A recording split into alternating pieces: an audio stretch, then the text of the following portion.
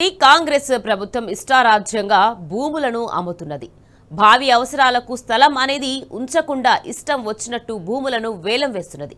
ఇటీవల ప్రభుత్వ భూముల అమ్మకం మరింత తీవ్రమైంది. పారిశ్రామిక భూములను చెరబట్టేందుకు కాంగ్రెస్ పెద్దలు కొత్త దారుల్లో సిద్ధమవుతున్నారు. పారిశ్రామిక వాడలను మల్టీ యూజ్ జోన్లుగా మార్చాలని పావులు కదుపుతున్నారు.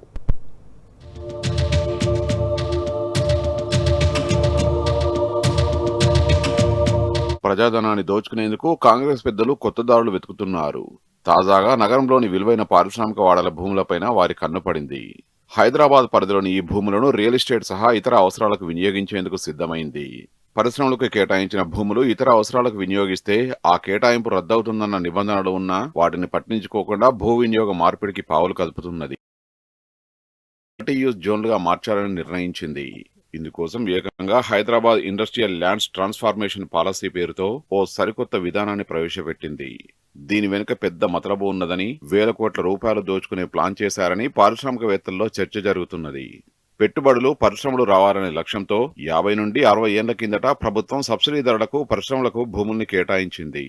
కాలక్రమంలో నగరం వేగంగా విస్తరించడంతో అప్పట్లో శివారు ప్రాంతాలుగా ఉన్న పారిశ్రామిక వాడల చుట్టూ ఇప్పుడు జనావాసాలు ఏర్పడ్డాయి.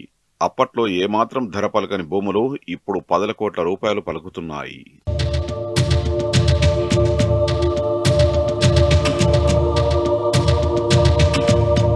గతంలో పరిశ్రమల కోసం తీసుకున్న భూముల్లో చాలా వరకు ప్రస్తుతం ఖాళీగా ఉన్నాయి. ఇప్పుడు ఈ భూములపై ప్రభుత్వం దృష్టి పడింది. ఈ భూములను మల్టీ యూజ్ జోన్లుగా మార్చాలని నిర్ణయం తీసుకున్నది. సబ్సిడీ ధరలకు కేటాయించిన భూముల్ని లీజు పూర్తయిన తర్వాత ప్రభుత్వం తిరిగి స్వాధీనం చేసుకోవడమో లేదా బహిరంగ మార్కెట్ ధర ప్రకారం వారి వద్ద ధర వసూలు చేసి వారికి యాజమాన్య హక్కులు కల్పించడమో చేయాలి. కానీ కాంగ్రెస్ ప్రభుత్వం హిల్టప్ లో భాగంగా రిజిస్ట్రేషన్ విలువలో 30% ఫీజుగా వసూలు చేసి వారికి భూ వినియోగ మార్పిడి అనుమతులు ఇవ్వాలని నిర్ణయించింది. హిల్టప్ విధానం ప్రకారం సదరు పరిశ్రమల నిర్వాహకులు తమ భూమిని ఇతర అవసరాలకు వినియోగించుకోవచ్చు.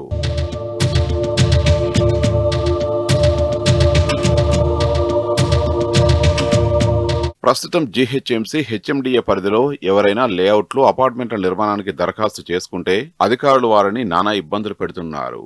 కొందరు ప్రైవేటు వ్యక్తులు ప్రభుత్వ ప్రతినిధులుగా చలామణి అవుతూ పర్సంటేజీలు వసూలు చేస్తున్నట్లు విమర్శలు వెల్లువెత్తుతున్నాయి.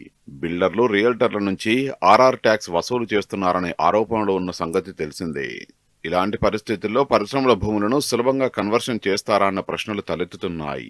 దీనికి కూడా ఖచ్చితంగా అన్ని స్థాయిల్లో పర్సంటేజీ వసూలు చేస్తారని, 100 కోట్ల విలువైన భూముల్ని తమకు నచ్చిన వ్యక్తులకే అప్పగించేలా ఒప్పందాలు జరుగుతాయని డెవలపర్లు అనుమానాలు వ్యక్తం చేస్తున్నారు. మొత్తంగా వేల కోట్ల రూపాయలు కొల్లగొట్టే పకడ్బందీ వ్యూహంతోనే హిల్టప్ ను తెరపైకి తెచ్చారని అనుమానిస్తున్నారు. మొత్తం మీద 9,000 ఎకరాలతో 9,000 కోట్ల రూపాయలు వెనకేసుకునే అవకాశం ఉన్నదని, ఇదో పెద్ద కుంభకోణంగా మారే ఆస్కారం ఉన్నదని చర్చ జరుగుతున్నది.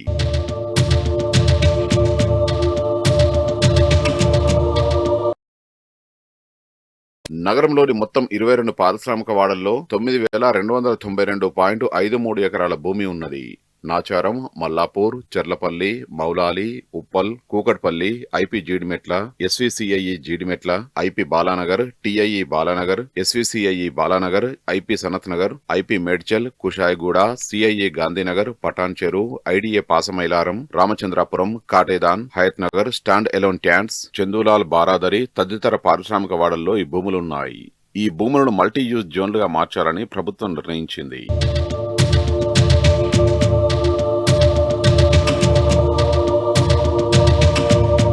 కోకాపేట నియోపోలిస్ లో 41 ఎకరాల విస్తీర్ణంలోని 6 ప్లాట్లను వేలం వేసి సొమ్ము చేసుకోవాలని సర్కారు చూస్తున్నది.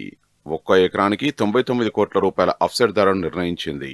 ఆ లెక్కన ఎకరానికి 140 నుండి 150 కోట్ల రూపాయలు రావచ్చన్న అంచనాతో మొత్తంగా 5,000 కోట్ల రూపాయలు రాబట్టుకోవాలని లక్ష్యంగా పెట్టుకున్నది. 4 దశల్లో నిర్వహించే ఈ వేలం ఈ నెల 24న ప్రారంభం కానున్నది. భూముల వేలం ద్వారా వచ్చే ఆదాయంతో పెండింగ్ లో ఉన్న ఎలివేటెడ్ కారిడార్, రేడియల్ రోడ్ల పనుల్ని ప్రారంభించాలని సర్కారు భావిస్తున్నది.